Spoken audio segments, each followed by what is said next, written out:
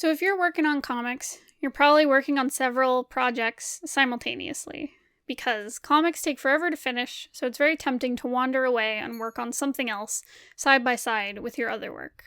Honestly, I do it. That's what me and Bones are always doing. But I honestly don't really recommend it. If you do, say goodbye to your free time, because you'll constantly be working on your comics, and you're gonna start feeling guilty when you start working on one project and putting the other one aside to focus on this new one. And it's tough. It's stressful. It's a lot of work. But I guess I can kind of go into what to expect, at least from my experience of working on multiple comics. There's definitely pros and cons. So, I warn you away from it, but if you really want to do it, I guess I can go into how to do it right and save yourself some of that guilt and stress that comes along with it. Okay, so, number 1, make sure that you are keeping your expectations realistic. Don't expect to get a lot done really fast. Every comic you add to your plate eats up time that you would have to work on your other comics. So don't expect to be super productive and pump out 7 million pages on one comic and the same amount of pages on the other comic. Keep it reasonable, If you, at the top of your game, can put out, say, 10 pages a month, split that up between the two comics. Don't expect to do 10 pages of comic A and 10 pages of comic B. Expect to do 5 pages of comic A and 5 pages of comic B. Your release schedule will probably be slower on both of them, but don't push yourself to do more, because eventually you're not going to be able to keep up with it, and it's going to hurt you, you're going to burn out, it's going to be bad news. So keep your expectations realistic. Number 2, I also recommend working in batches. So this is just how I work on all my comics to kind of get them out quickly, but what I recommend is taking, let's say 5 pages at a time. That's a good start. Or just a handful of pages. And do all the thumbnails for those. And then do all the pencils for those. And then do all the inks for those. Instead of taking one page, doing the thumbnails and the pencils and the inks. And then grabbing the next page, doing the thumbnails, the pencils, and the inks. And the reason this is great is because you can just be in one headspace and focus on one thing, whether that's the pencils, let's say. You can just focus on doing that for 5 pages. You don't have to switch gears. You don't have to stop and start. And because each stage, it's a new part of your brain, and it takes new thinking about it. And you'll get much more consistent results if you do work on one thing at a time. And when you're working on multiple comics, you can, bunch things into, say, a scene. You can do all the pencils for one scene in comic A, and then do all the pencils for another scene in comic B. So yeah, you can avoid that start-stop, especially when you're jumping between different projects, which have, they might have different style choices and different designs.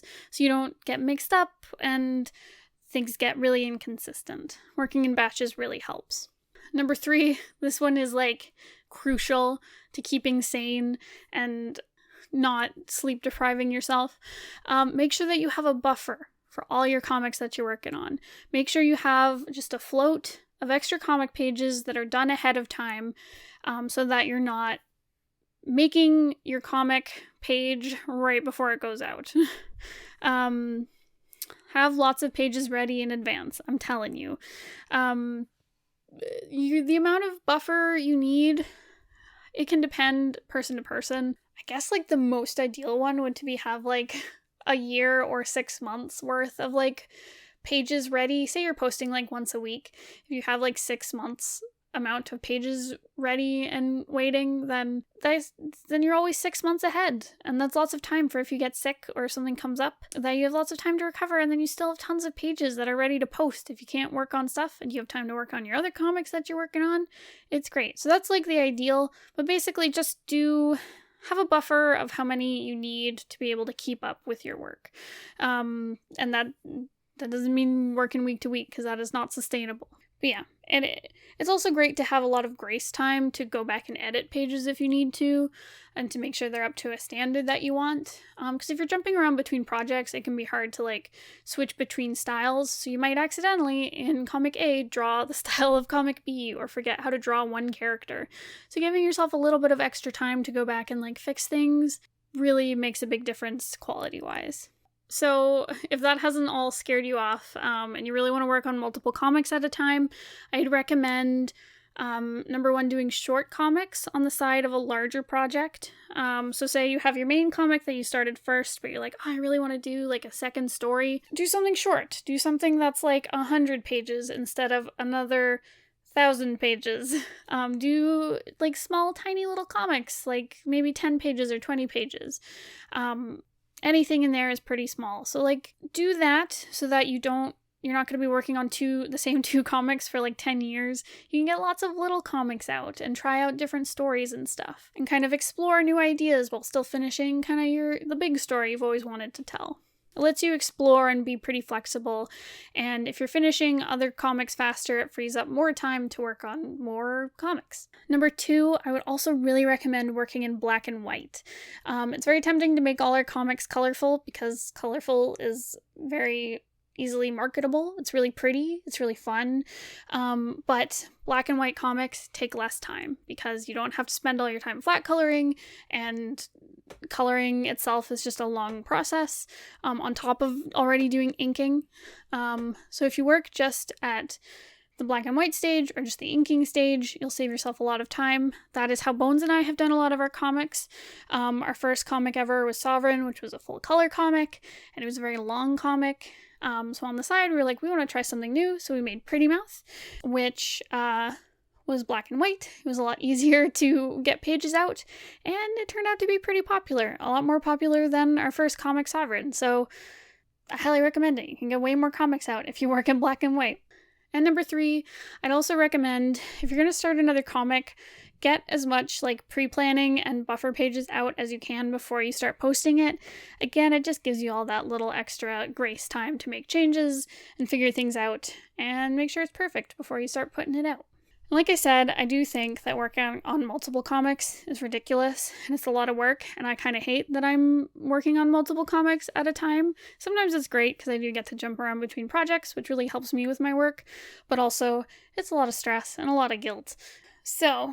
But on the other hand, it's also very rewarding. So it really allows you to try out different genres and see what's marketable. As I said with the example of Pretty Mouth, Sovereign was like a fantasy comedy series, whereas Pretty Mouth was like a gay romance with like Lovecraftian and supernatural stuff, and a lot of more people were into that than the fantasy comedy. So we learned what is more marketable for us, at least. It can depend on the person and where you're at and stuff, depending on what genre that works out for you. But you can try out different things and see what works before you're committed to this one really long story. Especially if you're using your like kind of shorter side comics to really explore different things. But it's really cool. It's really great. It allows us to kind of experiment and see what works. And number 2, especially if you're working on short little comics on the side, it can give you a lot of practice with finishing comics. So that your whole portfolio isn't just one comic, you can have many comics and try out different styles, figure out how to kind of write and finish comics, and it'll additionally help you with polishing your big comic and your other comics that are coming down the way. So it does get you lots of practice in with trying new things, which is awesome and always a good thing. So I hope all this helps. I kind of hope I've scared some of you away, but I also hope I haven't scared you away if it's like something you're really passionate about. Honestly, if you really want to work on like 7 million comics at once, do it, because comics are fun, and live your life. Don't let me tell you what to do. I guess just don't start 1 million comics and not finish any of them, because you'll never learn how to finish a project if you never actually finish any of them. But even then, if a comic's not working, you don't gotta finish it if you don't want to. It's all up to you. I guess try your best. I believe in you. And remember the immortal words of Avril Lavigne. Keep holding on, because you're gonna make it through. Make it through. Just stay strong. I don't remember the next line. But song is a bop. So that's all I got. Thank you so much for watching. I'll see you guys next time. Good luck with all your good stuff. You can do it. I believe in you. Goodbye.